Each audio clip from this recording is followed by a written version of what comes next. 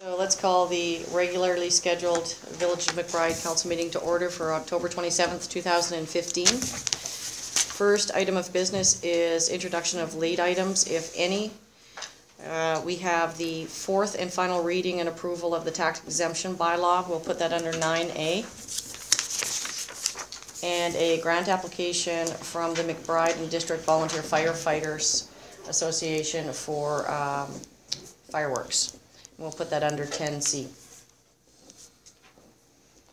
Can I get a motion to approve the agenda as amended? Motioned by Ralph, seconded by Rick. All in favor? Carried. Next item on the agenda is reading the minutes of the October 13th regularly scheduled council meetings. They're on page 3. Can I get a mover and a shaker? Moved. Seconded by Edie. Any errors or omissions? On section 1, it indicates the mayoral appointments are attached. They were not attached. Ooh. Attached. Okay. Item number 1, the addition of late items, mayoral appointments, it says attached and they're not attached to the minutes. Okay. So we'll get Yeah. Kelly to add them, so. Are you making a note of that? Yep. Okay. Any others? Nope. Okay, hearing none, call the question, all in favor? Carried. Informal delegations, we have none as per the sign-up sheet, so we'll move into the formal one, and that's the Robson Valley Mountain Bike Association, Mike Hamilton on a pump track. There you are, Wait on me. at the delegate table here. Feels like I'm on Shark Tank. I'll just stand up. I just have some photos to help you visualize what I'm talking about. Thank you. Thanks, Mike. Yep. Thank you. If you don't mind passing these around. Yeah, so I'm Mike Hamilton with the Robson Valley Mountain Bike Club. I'm the director with that. I'm not too sure what that means, but that's what I was told. Anyway, I'm here to present a pump track application for the Village of McBride with Hal Anderson as my sort of the cohort in this. And we were thinking, we don't require any money. We're going to do it all with volunteer, soil, machinery, and labor. What we do require is somewhere to put this. It's relatively low intensity. The footprint's fairly small. All it is a series of dirt jumps for younger kids from 20 centimeters to 50 centimeters in height. So it's nothing too intrusive. It's not what you see on TV about people flying through the air. It's more of the idea of the pump tracks, you don't have to pedal the whole way around. And it's fun for kids from push bikes without pedals until, well, even for adults, just to roar around. So other than sitting at the playground watching your kids, you can actually be involved with them. So what we were thinking, Hal and I checked out most of the village-owned or controlled properties, and we were thinking it might be best around the existing skate park. You could actually, there's more than enough room, and that we could play with there without moving anything, just augmenting it in a few ways. And then it's already set up for, it's got the perfect sort of 4x4 post for safety. And yeah, I'm assuming it's got the legislation and the insurance coverage already with that bike park, and then the pump track is a lot less dangerous, and we think that would be the best place for it. So we're proposing to just hopefully start that next April, and just move a bit of soil in, and then it'll just be all grunt labor. We get all the kids in town involved, and hopefully yeah, go ahead with that. And then the older kids could build sort of dirt jumps is the next part where you see them flying through the air, sort of BMX. They can build that somewhere else, or maybe next year we can approach that. Any questions, Council? Is he talking about right beside the church there? Yeah. That's what I'm, is that our property, or the village property? Did you look at any other properties in town, Mike? No, Hal's the one that sort of came up with that. I met him there yesterday and we really checked it out and measured it and everything, but, no, didn't check it in. We sort of talked about other properties, but some of them are too far away or too close to the road or too close to the railway tracks. So But I'm open to suggestions for sure. how big is the property there? How many, It would what do make you it, actually need to make this jump? So what you can do is, for $20 online, you can download plans and you just map it out and they tell you exactly how much soil you need in total. And so what you can do is you can change those plans. And so there's about an area the size of this room that's just grass right now. It's not used, and there's sort of a picnic table on it, but that can just be moved to the concrete. And you have that, and then one loop around the concrete pad, and that's it. So it's actually a fairly small area. yeah. It's a low-speed sort of sport. It's more back and forth. It's almost every small town has one right now, and big cities as well. So I think it'd be an asset to the community with very little capital investment. Question, Mike, now the skate park would be located in the, sort of the infield of this bike track. How would you visualize people getting across this track safely? So all there is there's sort of, when you walk in from, is it Lonsdale Street? Lonsdale, I think. Just off Second, there's a little outhouse there. There's a concrete walkway, and that would be keep open. And so you could just walk right across. And it'll be kids under the age of 10 using this, so it won't be like a racetrack. It'll be more just floating around. But we'll keep the existing entrance totally clear. And the parents will be with them. Yeah, exactly.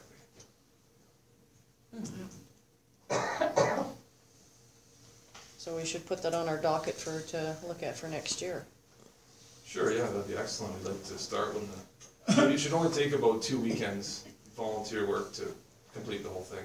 And worst case scenario, if no one uses it or if it's just something that isn't working within the village, we just plow it over. It's just pure dirt and put some seed down.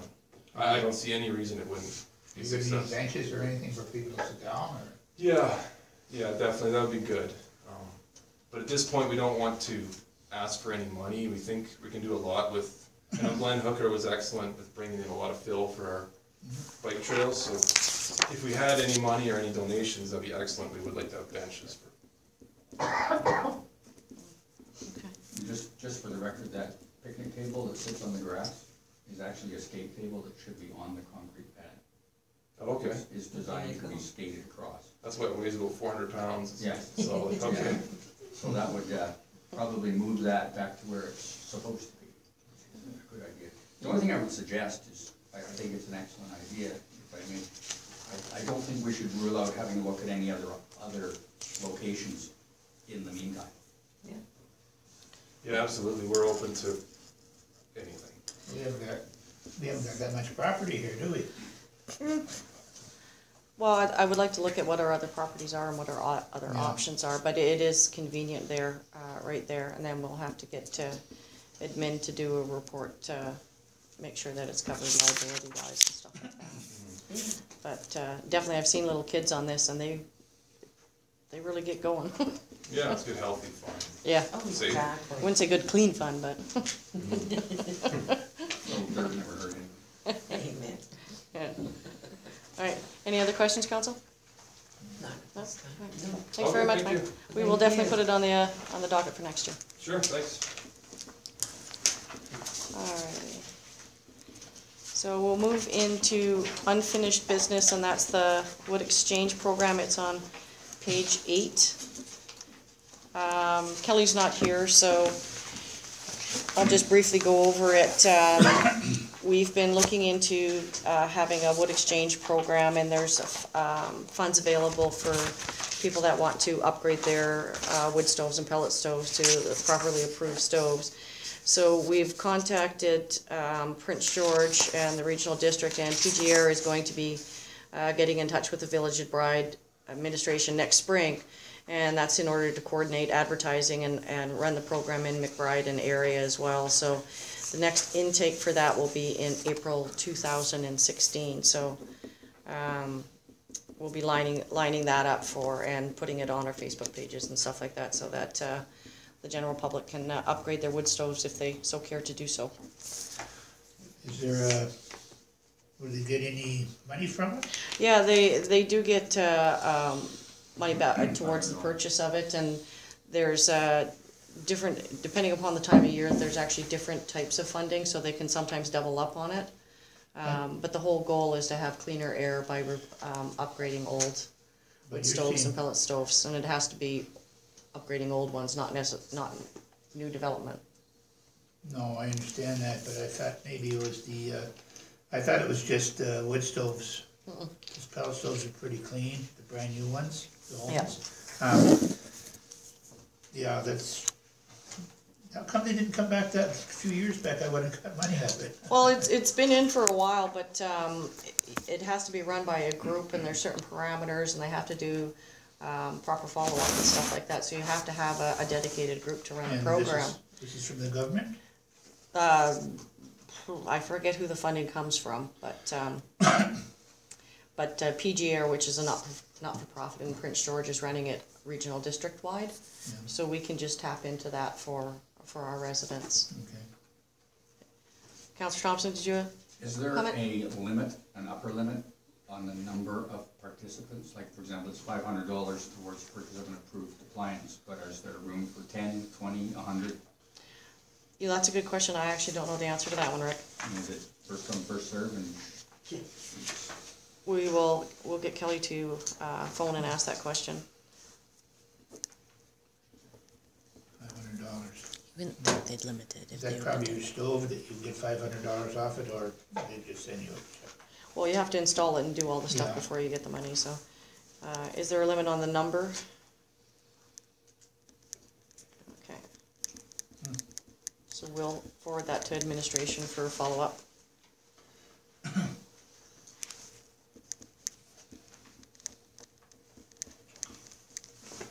Any other questions? No? Okay, we'll move into reports. Mine first, Enid is going to do Kelly's because she's away, so mine's actually pretty simple. I've spent the bulk of my time on community forest issues the last couple of weeks. And then this week, we've had a road washout that is the access road to the lagoon. And it's exposed the main sewer line to the lagoons for the village.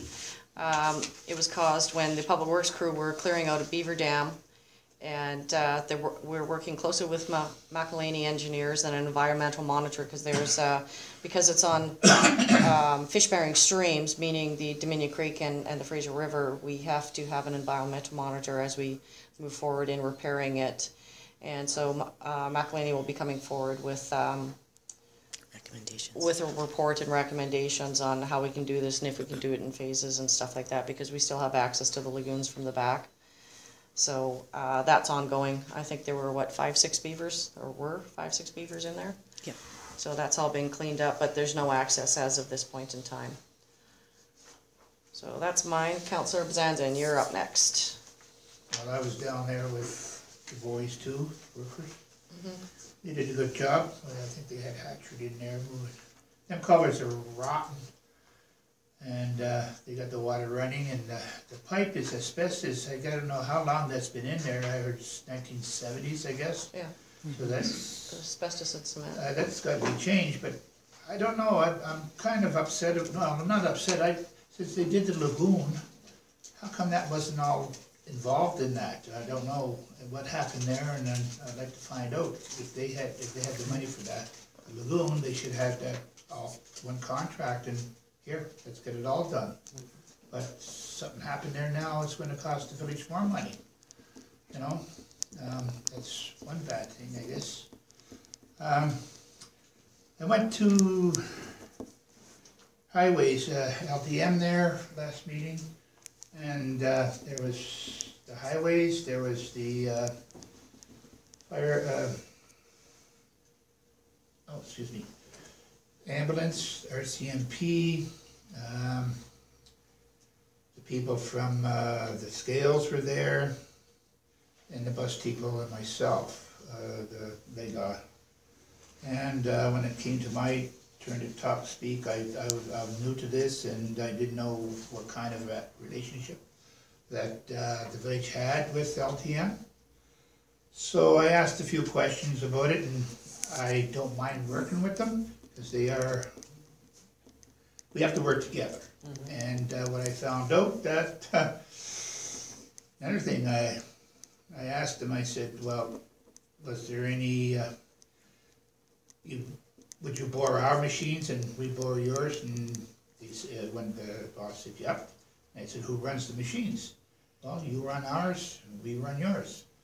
I said, okay, what happens if you have an accident or machines break down? Well, you fix it, we fix it. And then I said, where'd you get this agreement? It was a handshake.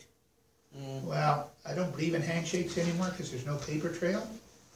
And what bothers me about that, we had 2 handshakes already, this is the second one. The first one ended up down the lagoon, and we don't know what's that gonna cost us yet. So the way I look at things right now, if we're gonna make an agreement, both parties should have a letter, get together and have an agreement and work together on it, and everybody knows what's going on. That's my opinion on that one. So you want to get a letter of agreement and look at the risk and the liability That's on the right, village yeah, taxpayers? Yes, because what happens, I don't know, I know do we have insurance, correct? For us, they have insurance. Where something happens and it's just a handshake, you can say, oh, you know, you can be liable for their mistakes, or they can be liable for our mistakes, and especially if somebody gets hurt. We have to work on this, and don't get me wrong, I love to work, they are good, it's a good group of people there, but all we need is get together and say, let's do it this way. Yeah. Okay. You know? We'll forward that to administration, to Yeah. work on a letter of So agreement they will to have to, assess the risk and the liability, and then Yes. we can contact and have a meeting with LDM. and we have one Okay. gentleman next week going down to Vernon for his waste management, water management. Wastewater, yeah. And that'd be the third, that'd be the group then. They're pretty well trained, so that's all I have to say. Thanks. Okay. Excellent. Councillor Reichert's not here, but she did submit a report, and it's in your agenda. So Councillor Tracy, you're next. Okay, like everybody else, it's been pretty quiet. Communities are settling in from the summer and moving forwards to their upcoming events. I would like to mention that on October 30th, the Open Gate Garden is having a gathering. At 6:30, they're meeting at the library, and then they're heading to the Beaver River, sandbar by Burns, and there'll be a giant bonfire and fireworks just to celebrate their successful season. And I'd like to say great job by everybody. And that on October 31st, the McBride District Fire Department is presenting the Halloween fireworks at 8 p.m. at the Bar Park. And I'd like to express our thanks for their dedication on all the fireworks presented. And since Sharon's not here, I'd like to say that her open house is on November 2nd. Her new business, the Purple Door. And that on November 4th, the Chamber is presenting the Robson Valley Tourist event between 7 and 9 at the Robson Valley Community Center. I'd like to, I'm going to come and see what we have to offer ourselves and the visitors. And that's about all. What is she making there, pottery? Saran, Oh, okay. ceramics. Yeah. Pretty excited for her. Well, it works, I hope it does. Councillor Thompson? I do have a written report in the agenda. Just a couple of things to add. I have had a number of inquiries on a number of topics, one of them being the road washout at the lagoon, which we've had an explanation on. I had a question with regard to backyard chickens and when that's going to be addressed. It didn't show up under unfinished business, so is there a date when that's going to be brought back? Actually, we don't have a date, but one of the plans that we have coming forward going into the new budget season is to take things like the backyard chicken, the ballpark issue, and some of the things that are going to be, that are affected by budgets. And we'll have a committee of the whole meeting, and the goal is to put all of those types of things out for public input on to how people feel about them, and then to move forward with them. But we'll make a note to make sure that gets included under unfinished business. Okay. Another set of inquiries that I had came from a concerned business person and also from residents. They were inquiring with regard to RV storage. And the question was, is the village running an RV storage business and storing recreation vehicles? And if they are, how do they find out about it? Is there a charge, etc.? Is there any increased liability if we are doing that? And it was more questions about why are we doing it, and if we are, how much are we making from it? You want me to answer that? Sure. So Gilly and Travis did a little bit of investigation because we didn't want to overstep somebody else's business in town. So there is a fee, and you have to have insurance. You have to sign a waiver that removes the village of any liability. You're not allowed to access it at any other time except when Monday, Friday, when Public Works is open from 7:30 to 3:30, like their hours. You cannot access your RV any other time. So if you want to store it in there and not have access, then great. You had one more question on there, didn't you? What was the And fee? the fee would be? The fee is, as far as I know, it's $25 a month. But you have to prove that you are insured. You cannot park it uninsured there. Okay, and they would contact the office? Yeah. Okay. And so that revenue shows up in other revenue? So I'm actually going to... Miscellaneous revenue? No, that one's going to be created. 600 frontage has to make so much revenue, according to NDIT. So that revenue is going to show up in the rental.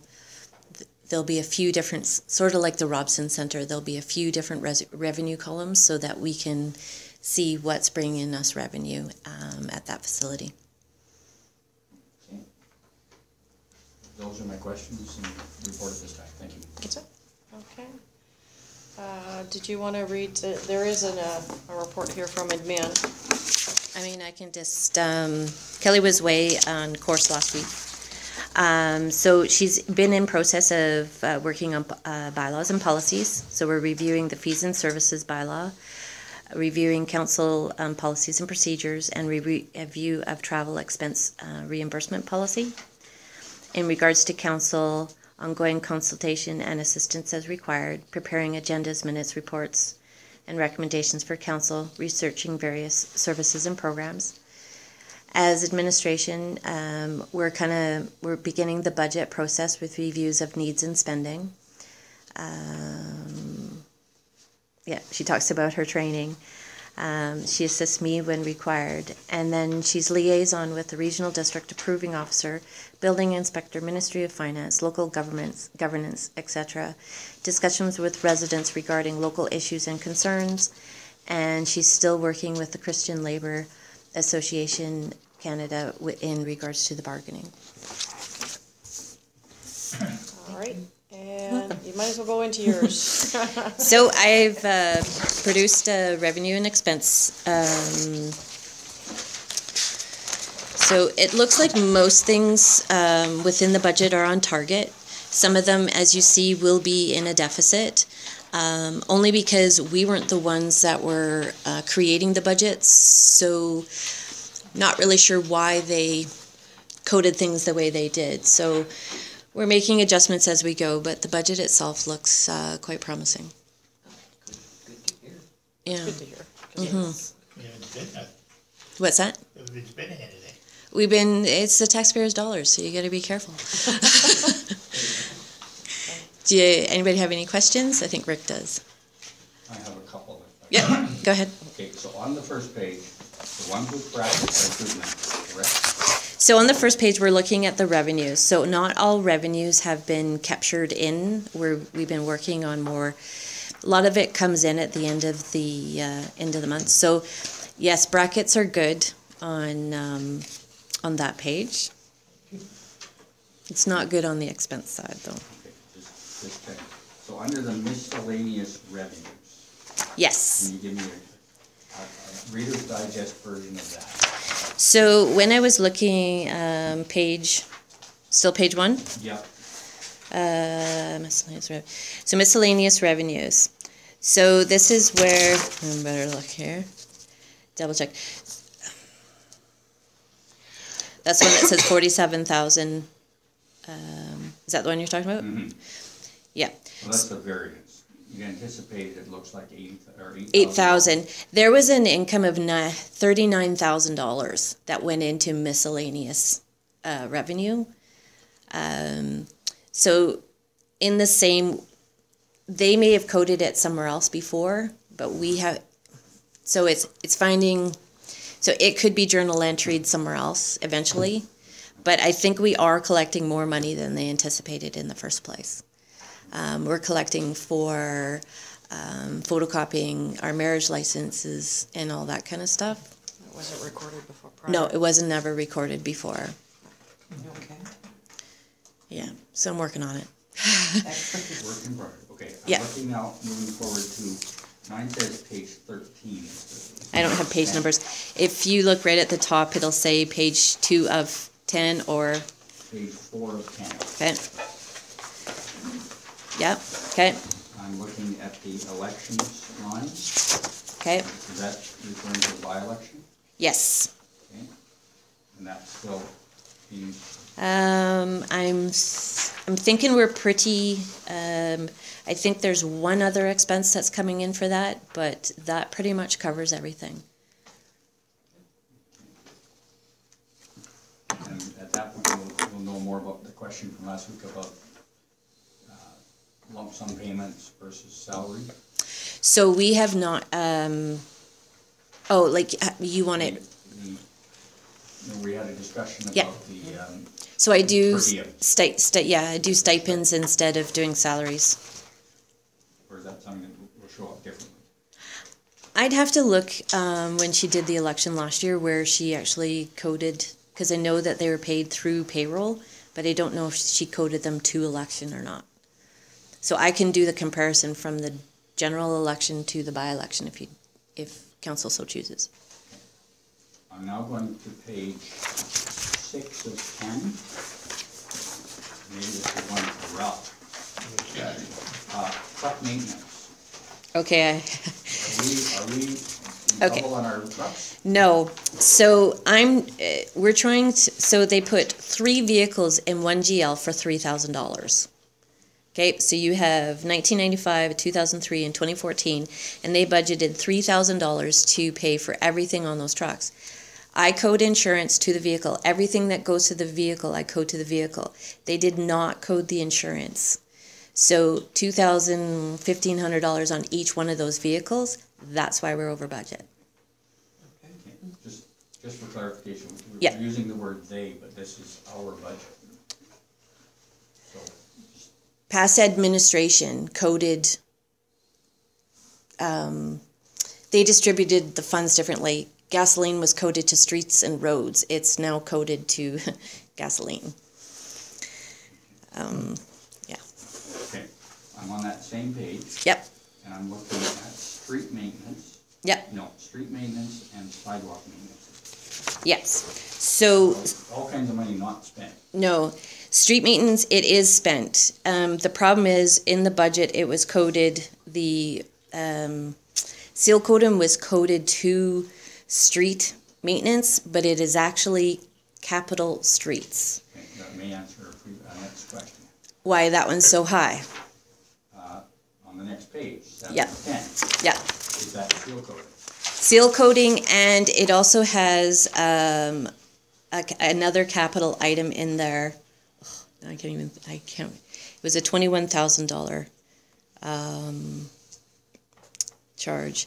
Oh, it's for the bridge, but that will actually have to be moved to water. Right. It's a capital road, but it's not really in the municipality, and water is separate. Okay. Got all the answers you need, I think. Wow. That's fine, thank you for those. Yeah, answers. and any other time you want to come in, you have a question, don't hesitate to ask. Yes, I will. Yeah, I can, yeah. And then you can actually see, because I can pull up on the page that actual what's been charged to that GL.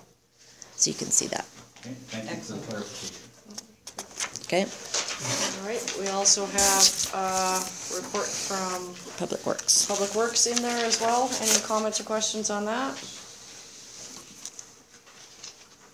No? Okay. I do, Okay. sorry. Oh, no, I'm not sorry. Now classed as a water treatment level 1, what does that mean? So the ministry decides that at some point that all the rules and regulations, they analyze us every 5 years to what class of training we have to have and what class the, what's the word I'm looking for? The facility in itself. So they have now said we are a level 2, I think it's water 2, water treatment or distribution. We now have to be classed for both of them. Before we were only classed for one. Now the ministry is saying we have to be classed for treatment and distribution. Okay, so correct me, I'm a slow learner. It's okay. So our facilities classification, our water facility classification has changed. Yes. It used to be a level, 1. okay, it says now classed as water treatment level 1.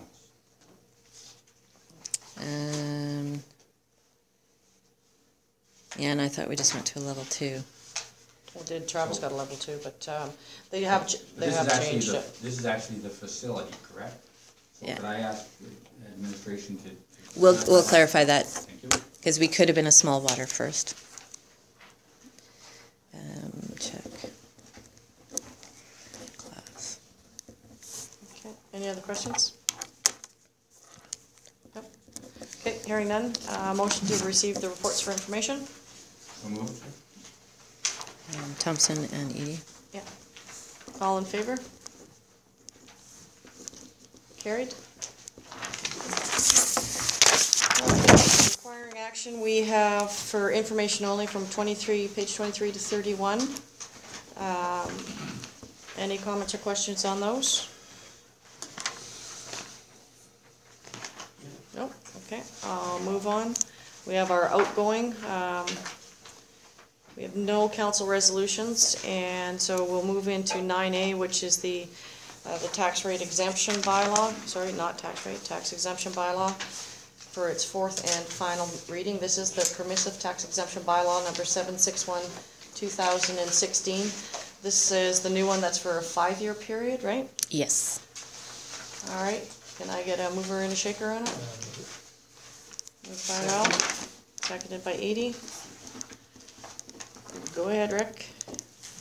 Okay, this one caused a lot of discussion, so if I could just take a moment.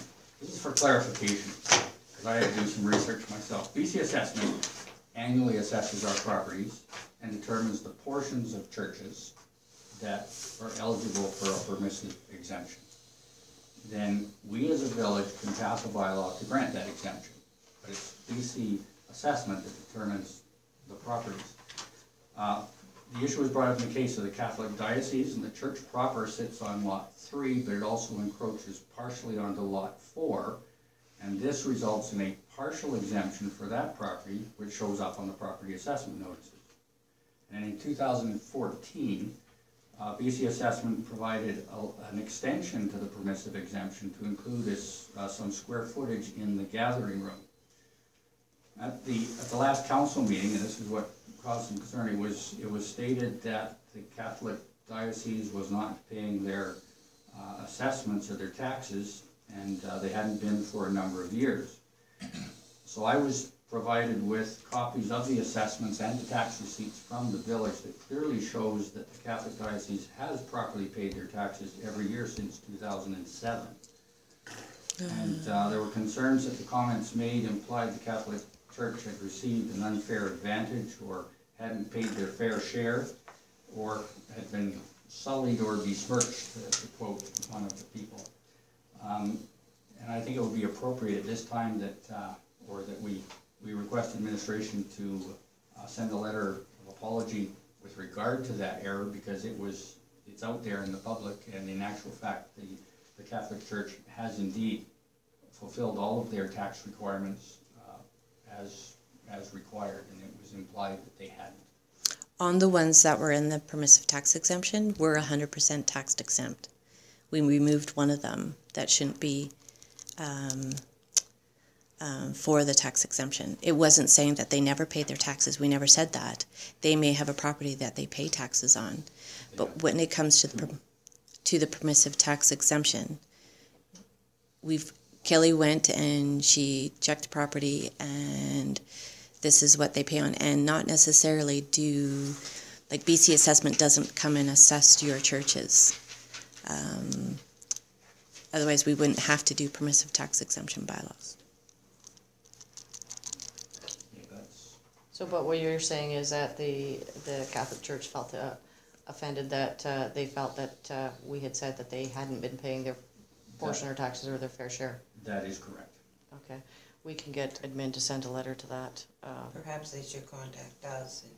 Yeah, because they didn't even, they didn't come to me and get any acknowledgement that they paid on those properties. Like, who did they get that from?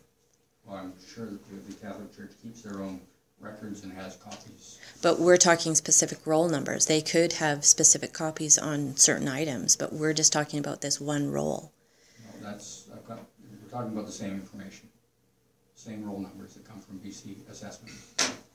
But it would have been nice if they came to the office. Well, Yeah, that's the thing, they should come and discuss with the, it would be nice, but our village. just to be honest, some people prefer to talk to other people, and they came to me.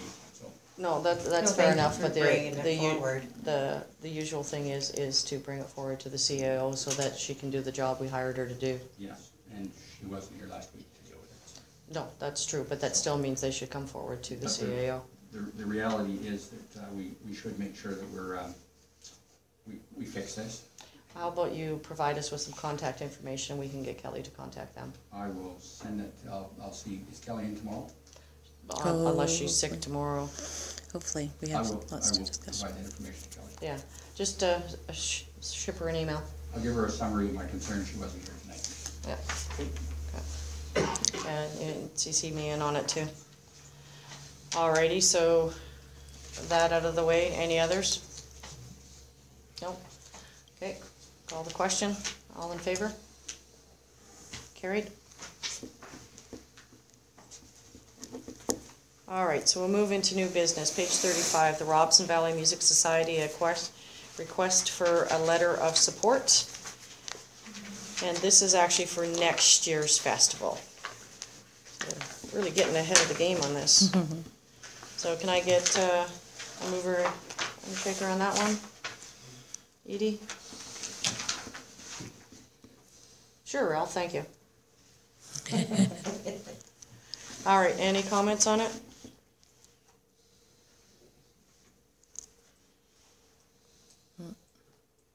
No? Okay. Question, all in favor? Carried. And the next item is the request for a letter of support to attempt to attain a Class A provincial park status and then to apply for World Heritage Destination from the Ancient Cedar Forest, and that's on page 36. With all due respect, I didn't see a request for a letter. It was put forward at the meeting for us to put through, and then we had decided that we would do talk about doing a letter of support for the Ancient Cedar Forest Group.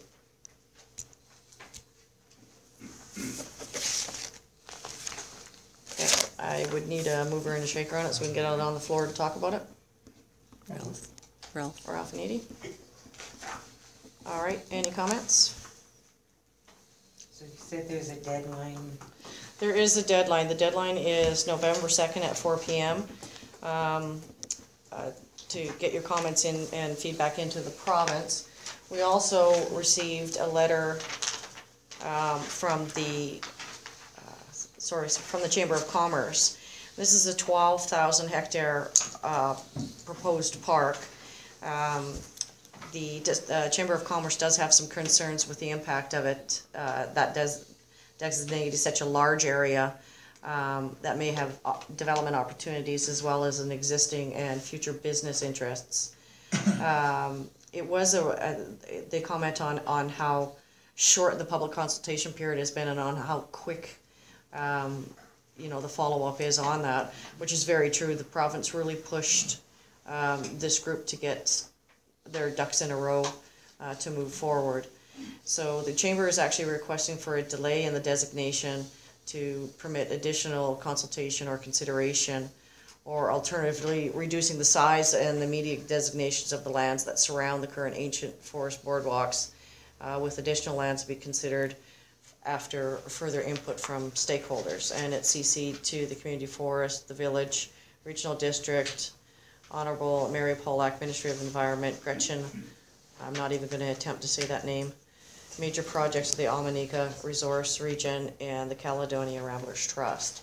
So we did get that letter in on it, and so it would be up to us as to whether or not the village wants to proceed with a letter of support. Rick? I do appreciate the ancient forest. I've been there. I think it's a wonderful thing, but I don't know what I don't see what we're writing a letter for, and I would be concerned putting our name to a letter that I don't know what we're. That's the thing. I don't know what we're writing. Well, no, the letter is to support the Class A park designation. Only. That's the designation that they're going after. And then to apply for the World Heritage. The World Heritage and also the geoparking initiative, which is more international. The question would be, is do you support the park application? For my personal thing, one of the first things I asked was, because it's 12,000 hectares, is how does it fit in with our community forest footprint? And there isn't an overlap on mine. It's more on ours. It's more towards the carrier end of things than to ours. So it doesn't overlap on our footprint. It is a larger area, but you're looking at more than just the ancient cedar forest and the walkway. You're looking at the whole biodiversity of that area and keeping that area pristine. So I don't have a problem with protecting it. The question that seemed to come up the most was what types of uses could you have and couldn't you have with the Class A designation, and there didn't seem to be a lot of answers on that. So although I do support it, I would like to learn more about, so maybe asking them to postpone it, but I don't want to miss the opportunity to submit comments if they choose not to extend that deadline. Without knowing more about exactly what they mean by Class A park, provincial park, I could not support a letter at this time. Okay. I'm in the same boat, actually.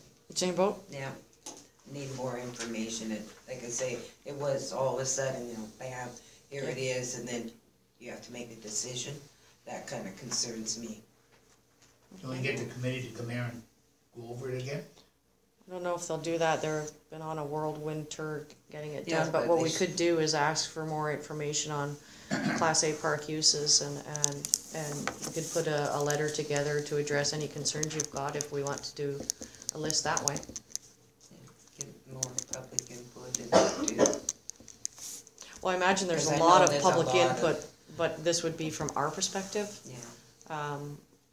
Not sort of overseeing the rest of the public input on it. Yeah. But if we want more information on what all of what the Class A entails, then yeah, we can do a letter to them and get them to provide answers prior to doing a letter of support. Okay. Anyone else, would that satisfy you? Rick? I think with more information I would be happy. Yeah. Okay. So then what we'll do is, we'll get administration to draft a letter to giving us more information on the Class A designation and what all that entails. Yes. Okay, so we'll Please. forward that to administration then.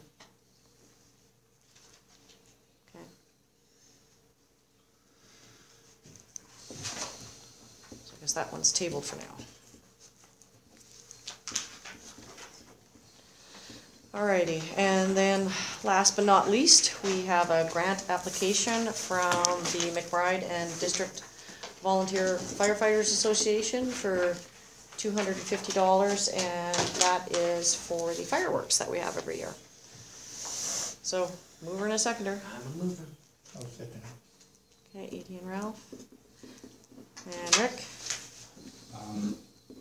As we run through to the end of the budget year, or getting close to it, how many grant applications for these have been done? I think we've done 3 or 4. I want to say 5, but 5. We did one for 500.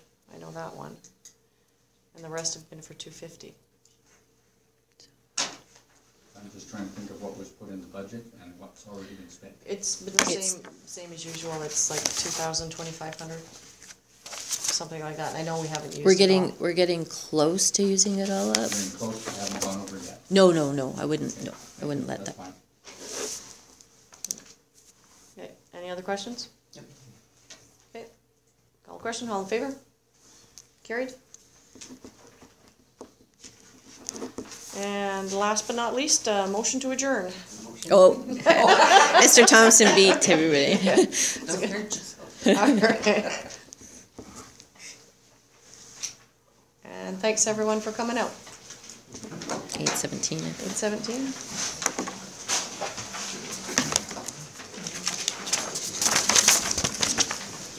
That's quite a few things we'll have to. Yeah, I got that. Kelly's It was desk, so so you'll